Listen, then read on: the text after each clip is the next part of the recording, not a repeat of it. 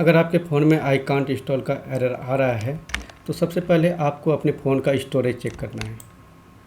Storage check करने के लिए आपको अपने मोबाइल के सेटिंग पे जाना है। सेटिंग पे जाने के बाद अबाउट डिवाइस पे आपको क्लिक कर देना है। क्लिक करने के बाद आप अपने फ़ोन का स्टोरेज यहाँ से चेक कर सकते हैं। अगर आपके फ़ोन में स्टोरेज अवेलेबल नहीं है, उसके बाद भी आप एप्लीकेशन इंस्टॉल करेंगे तो भी आपके फ़ोन में आई कांट इंस्टॉल का एरर आएगा। ठीक है, अगर आपके फ़ोन में स्टोरेज है फिर भी ये एरर आ रहा है तो इसको फिक्स करने के लिए आगे का प्रोसेस